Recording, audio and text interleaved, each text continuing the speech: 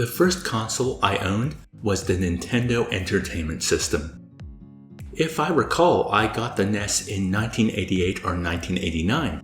It came with 2 controllers, a zapper, the Super Mario Bros. Duck Hunt split cartridge, and my parents bought me Super Mario Bros. 2 as well. I loved that console so much. The first game I ever saved up my chores money to buy was on the NES, and every time my mom took me shopping at a mall, I always wanted to try whatever new games were available at the Nintendo stores. I traded games with kids at school, and every time I went over to someone's house, it was always magical to see what games they had. Later, as a teenager, I rediscovered my love of the console through emulation. And that's where the idea of my favorite games started to form. For example, controversial statement, but I like Super Mario Bros. Far more than Super Mario Bros. 3. Yep, these videos are going to be filled with spicy takes like that one. I say videos because when looking at the NES library, I didn't know how to pick and choose. So I had the crazy idea to cover everything. Well, everything licensed. No Tengen releases. And because I want to cover everything, there's no way I could fit that into one video. So I thought I'd divide the project up into years, and certain years may need to be divided into multiple parts, but I'll cross that bridge when I get there. So this video right here will be just the NES games released in 1985, which means I'll be covering the launch titles. The Nintendo Entertainment System launched with 17 games. 17! What a launch lineup! And looking through the list, it contains games I remember fondly. So, the format of this video will be exactly like the previous Atari video. I've played each game for around 10 minutes and then written my thoughts on the experience. Since these games all came out at the same time, they will be covered in alphabetical order, and then I've decided to rank my top 10 at the end. If you're interested in the particulars, I captured this footage in the NESTopia emulator, playing the games with an Xbox One controller and a mouse. I used the S-Video preset to get a nice color bleed and scanline effect going, and I like the result. Okay, let's get started.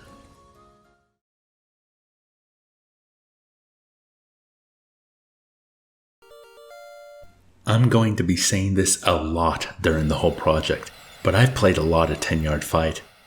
Something about the simplicity of the gridiron simulation always makes it a fun default to play around of, either getting pissed off about how easily passes are intercepted on both sides, or how easy it is to run and weave through all the tackle attempts.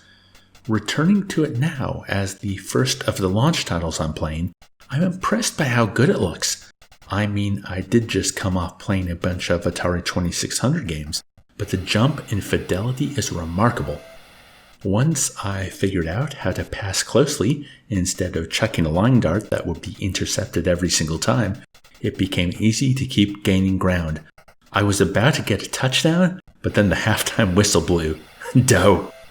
I do like how they boiled down a game of American football to something this simplistic, but having played more advanced versions of video game gridiron, the original arcade release of NFL Blitz being a favorite, the inability to select a play before the hike was putting me off.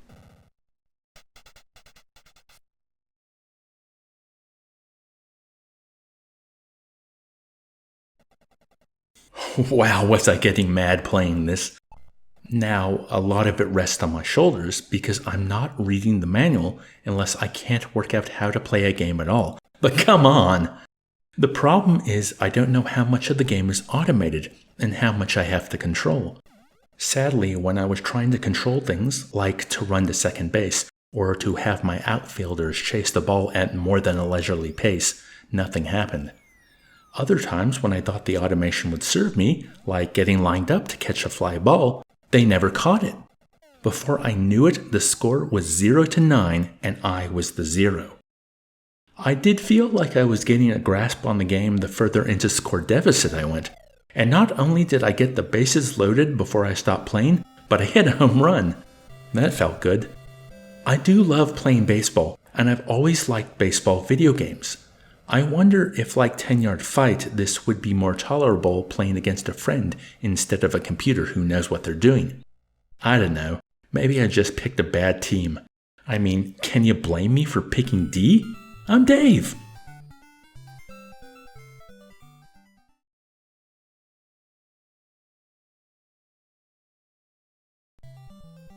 Only right at the end of my time with Clu Clu Land did I finally get to grips with the controls. What a novel game, and what a difficult game to get accustomed to. Holding the directional pad when the character passes a peg will have them use the peg to swing their momentum 90 degrees. You can hold onto the peg and travel round and round. If you hit the edge of the map or one of the bouncy pegs, you'll just go back the way you came. The goal is to uncover the picture painted with gems. Crossing a section of gem will reveal it. Reveal the picture before the timer runs out or you run out of lives. Oh, and there's also a void that will kill you as well as enemies patrolling the level. You can shoot them out of your way, but especially when first working out how the game plays, there's a lot to take in. You need spatial awareness to make sure you're not traveling towards the void or an enemy. You need the reflexes to shoot or turn at the right time, as well as the foresight to see what the image might be and to work out where you need to go next. It's a lot. There is also a different picture every time the game is restarted. I think this could be a lot of fun in 2-player mode, and once I understood what I was doing, I was enjoying myself. It just took a while to get there.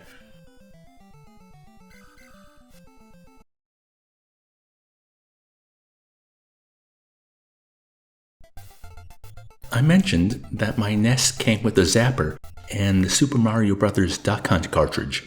As a kid, I thought myself oh so very clever, placing the gun right up to the television in order to get clear shots. Using emulation and a mouse pointer to play Duck Hunt similarly removes all challenge. It feels more like a well-made toy than a game.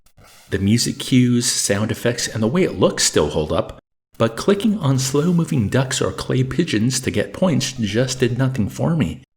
Maybe I just had to play enough rounds so the ducks became fast enough to warrant a challenge. I mean, sometimes it felt like the game misread where I was firing and I didn't get the shot. I assume that's what kept the game compelling when I was young. Oh, and here's an oddity. The different colored ducks are worth different points, but as far as I could tell, there was no difference in their movement patterns. Anyways, fun for the memories, but let's move on and never speak of it again.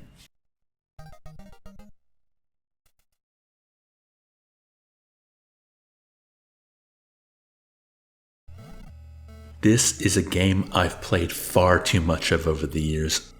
I can't remember when it happened, but it became conventional wisdom in my head that to stop the bike from overheating, both buttons should be held down on the controller at all times.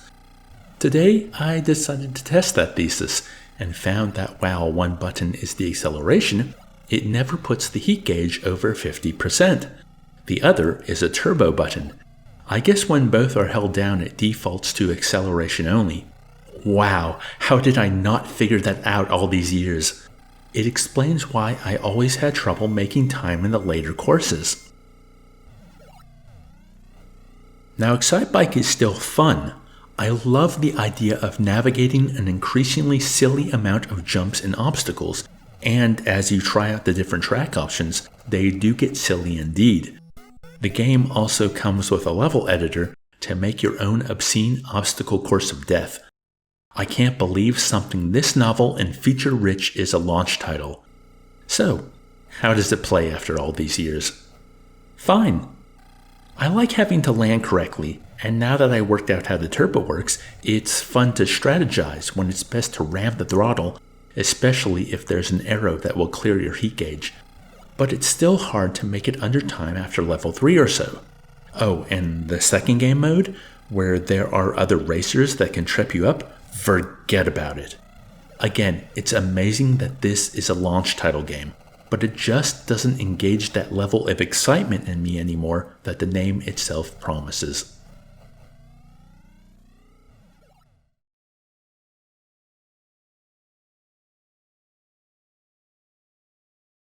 I've been spoiled by more modern golf games.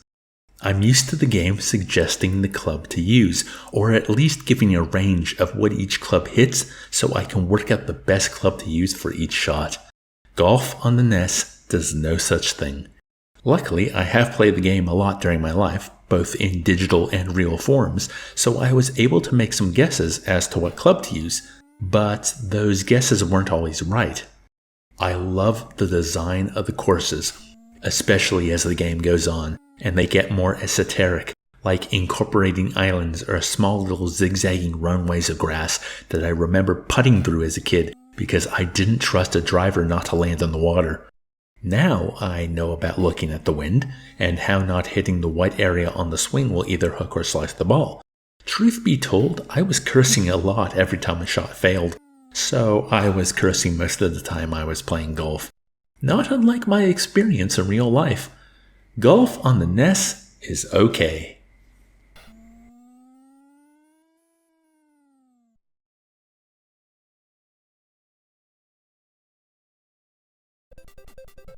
So, this is the first game that uses the Rob the Robot accessory. I was wondering how I'd emulate Rob using NESTopia, and I even read the manual. That ended up confusing me a lot more than if I'd just fiddled with the controls for a while. The manual talks about using the D-pad to move, raise, and lower Rob's arms to manipulate the red and blue pipes in the game. I thought without the actual robot in front of me, how was I supposed to know if its arms were over the blue or red spindle? Then, after fiddling around with the game a while longer, I realized it's really easy. When activating Rob mode, the A button manipulates the blue pipes and the B button manipulates the red ones. Well, that just needlessly complicated matters. Once I got that figured out, I had a lot of fun. It feels like this is based off Lode Runner, and it made me think of Bugs Bunny's Crazy Castle, but with the vine climbing I also thought of Donkey Kong Jr. There are small screens with a number of bombs that need to be collected. Moving around the level requires manipulation of the pipes. Unfortunately, there's also these wee beasties parading around as well, and if they touch the professor, it's curtains. One way to deal with them is to crush them with the pipes, but the more humane way is to pick up a radish. If you lay down a radish in front of them, they pause to eat it, and you can walk past. They'll eat radishes out in the wild too, so a bit of forethought and not taking too much time is paramount. I had spent too many of my lives trying to understand how Rob worked, and so after breezing through a number of stages, I decided to see if the hit detection worked when we were both climbing the same vine. It does! Before leaving, I tried Game B. The professor is sleepwalking, and you need to manipulate the pipes to get him to safety.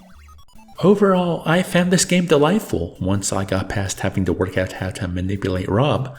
I wonder if the other Rob games are as enjoyable. I guess I'll find out soon, he says ominously.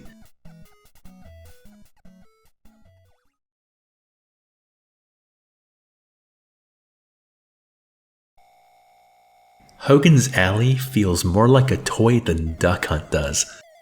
I think it would be easier with an actual light gun, because even on early stages, the speed of the targets was too fast to recognize whether it was friend or foe before moving my mouse to fire at it. It has 3 game modes. Game A is just a shooting gallery. Game B is more game-like, as you travel through the same locations level by level, with the game speeding up and more civilians getting thrown in the mix. Game C is a trick shot competition, trying to get the most points by shooting cans and seeing where they end up. I found Game B the most engaging, but aside from the speed needed to shoot some of the gangsters, there were times where I clicked on a gangster's face and it didn't recognize the shot. I wonder if this is an issue with the emulation, or that the light gun recognition was never perfect to begin with. I'm leaning towards the second option. So yeah, a fun little diversion. More fun than Duck Hunt, but for how awesome it was to have a plastic zapper with a cool sound when you pulled the trigger as a kid, the games that used it certainly weren't engaging.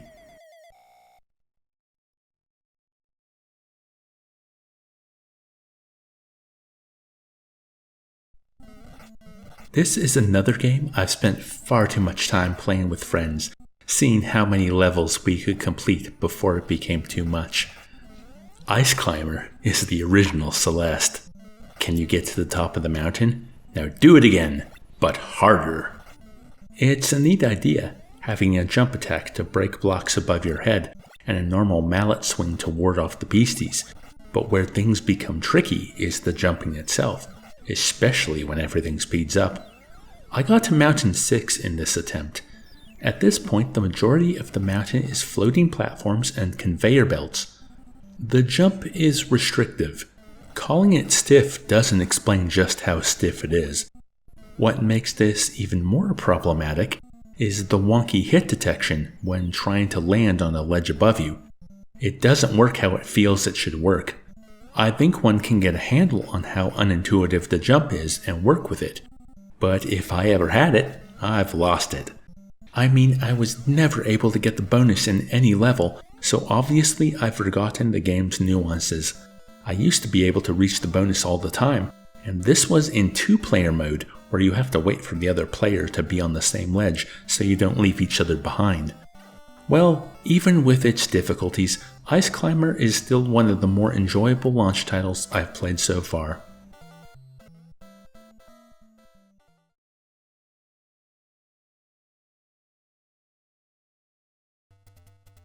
Kung Fu is inscrutable. I did read the manual, but it didn't help me out. Eventually, I figured out what I was doing, but damn, this is a tough game. 1 button kicks, and 1 punches, but I have no idea why you'd ever use the punch when the kick has a superior reach and snap. The goal, as I found out, is to walk to the other side of the level, and actually touch it to trigger the walk to the next stage. The normal grunt enemies will try and walk into you to glom you. Is glom something people say anymore? And there are these bastards with knives that take 2 hits to put down. Everything destroys your health, and that's only stage 1. Once I beat the sword guy and moved to stage 2, suddenly balls are falling from the ceiling. These explode into projectiles, snakes, and fire-breathing dragons. Then, as if that isn't annoying enough to contend with, the glom grunts rear their ugly heads again. I will say I was getting used to how the game worked. I was making progress, and after my first attempt at level 2, I managed to get there again without too much trouble. I just wasn't enjoying myself.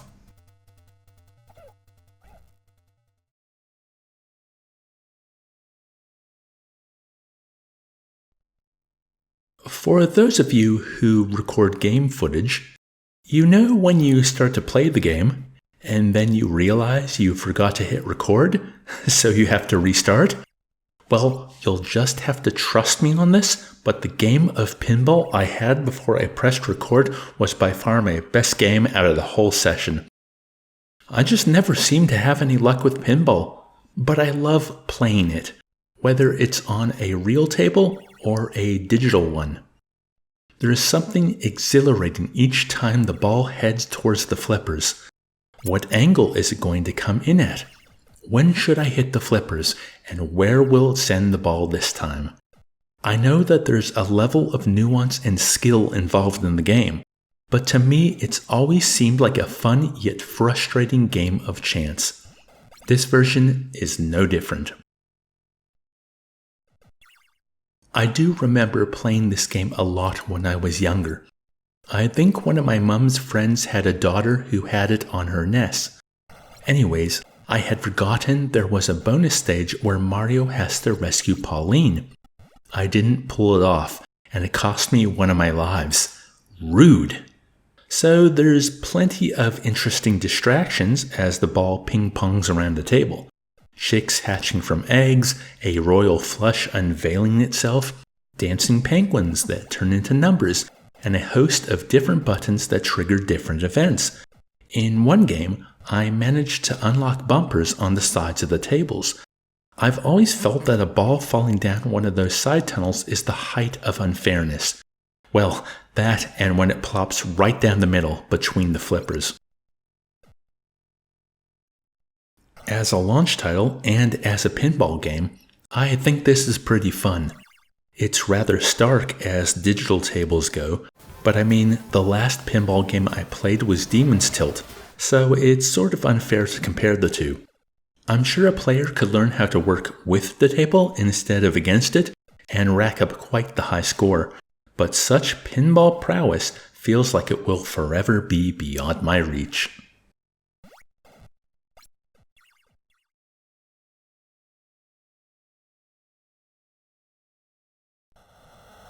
This game might have benefited from reading the manual.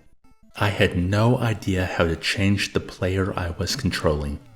Sometimes it feels like the game chose my player randomly, and other times it felt that pressing the B button actually did something. I always found my players kicking the ball the wrong way, and if I took the time to readjust my player on the other side of the ball, the other team would steal it. Oh, and some of the goals were bull. I mean, look at this one. Look at it. Are you blind, ref? Perhaps I am getting the true soccer experience. Ah, well, the halftime show was fun, and I liked how the game went to a penalty kickoff. I'm not entirely sold on the music choice, however. It really doesn't fit the atmosphere. All in all, this one was too frustrating to find enjoyable.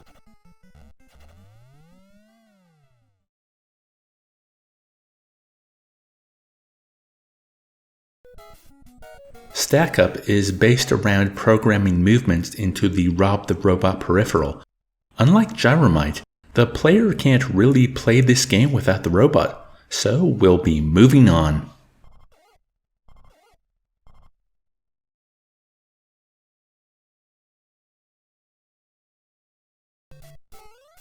Back when I had a series called Dave's Favorite Games, I did an episode on Super Mario Bros. I think that was the last time I seriously played it.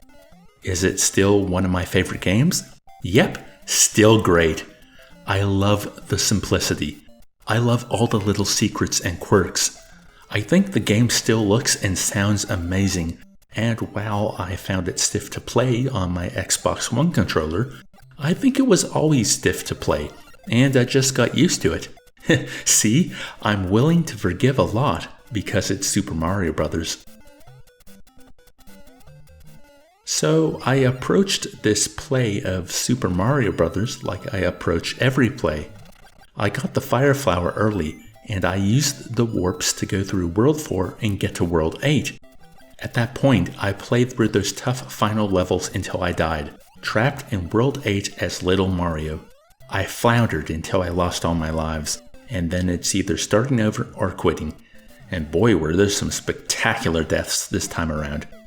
I don't think I completed Super Mario Bros. As a kid, and the only way I was able to complete it for that favorite games video was using save states.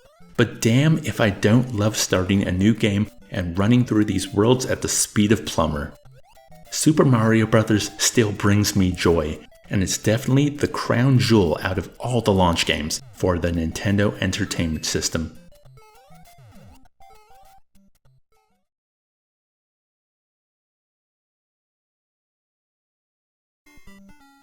First off, I love the little shuffling sound effect as my player runs around. This is definitely a game where learning all the little tricks helps you out. How when I started out, I would often fault a serve by hitting the ball too high in the air, and then by accident, I rediscovered that if you tap the button immediately after throwing it in the air, you'll always have a perfect serve. How if you wait for the ball to bounce once before hitting it, there's a greater chance of not stuffing up the shot. And how the computer will miss some baffling easy shots just because you've tried the first difficulty. I got overconfident after the first set, thinking that maybe I should reset the game and try a higher setting, and then got trounced when I was on the receiving end of a serve. It's not a bad tennis game at all, and I think it would be fun two-player, but I don't think I'll be revisiting it.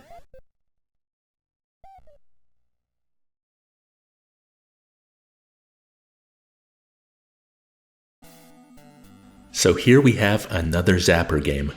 I must say, I love the Wild West setting and the look of the Outlaws. The original game is far too easy if you're aiming a mouse at the center of the screen with the pointer.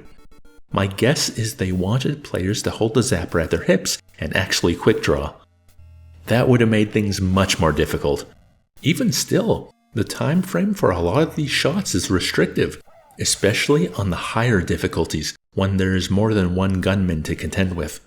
With the gang setting, I felt my inputs weren't being read correctly, but even if they had been, you have to be the fastest draw in the West to get through this one unscathed. Next!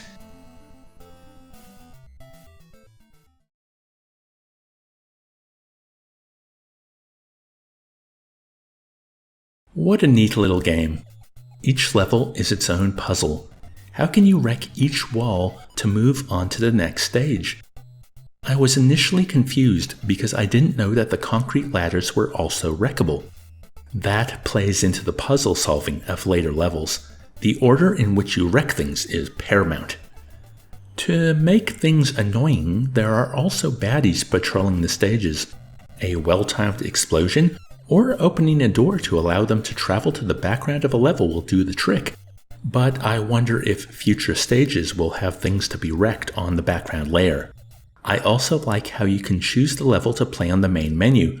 It's really the only game out of the entire launch lineup with any semblance of letting you start where you last left off.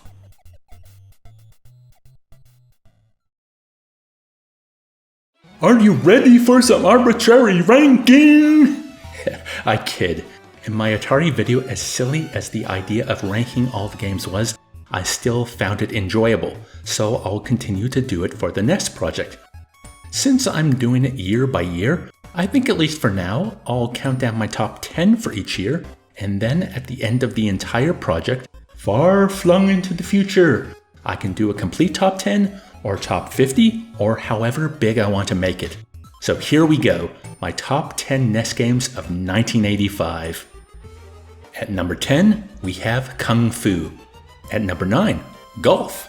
Continuing the G's, at number 8, we have Gyromite. Number 7, Pinball. Number 6, Excitebike. Okay, top 5 now. At number 5, we have Baseball. Number 4, Ice Climber. Number 3, Clu Clu Land. Number 2, Wrecking Crew. Now I don't think it's too hard to pick what number 1 is, but let's have a drum roll just because. It is, of course, Super Mario Bros. I must admit, I was shocked by some of these placements. Baseball ahead of Excitebike?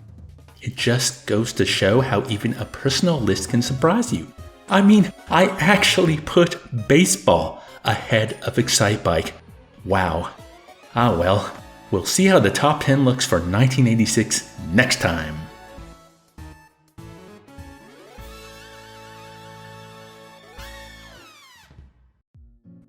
And that's where we'll leave things for now. I made the decision that I wanted to play through the entire NES library, so the only feasible way I thought of doing it was year by year. I've now played through all the launch titles for the Nintendo Entertainment System. So, what are my takeaways? Well, firstly, coming off playing Atari 2600 games, I can't believe not only the leap in audio-visual quality, but also game design. These games don't just look and sound better, they play a lot better too. Now, I know in the years to come, the NES will become a landscape of low-effort third-party developers, but when it comes to Nintendo showcasing their own system, this is a pretty strong launch lineup. I mean, the games that rely on the Zapper or Rob the Robot are not that compelling, but anyone who's ever bought a strange Nintendo peripheral for use with one game knows that it can be charming. Yes, I bought the bongos along with Donkey Konga on my GameCube. And yes, returning to the NES peripherals, I did run around my neighborhood with a Zapper as a child like I was in Captain N, the Game Master. Looking at the lineup for future years, I'm really excited to get stuck into some of my favorites on the system. This video was already full of childhood anecdotes, and you'd best believe there's lots more where that came from. Some of my favorite games of all time are on this console, and I look forward to sharing my thoughts on them with you, and hoping that returning to them after all this time, they still hold up. If there's any game I covered that you'd like to see me make a video on or stream, let me know in the comments. And if you enjoyed the video and want to support the future of this project and my channel, I have a Patreon. The link is in the description. Until next time, I hope you're all well, enjoying your gaming, and I wish you all a wonderful day.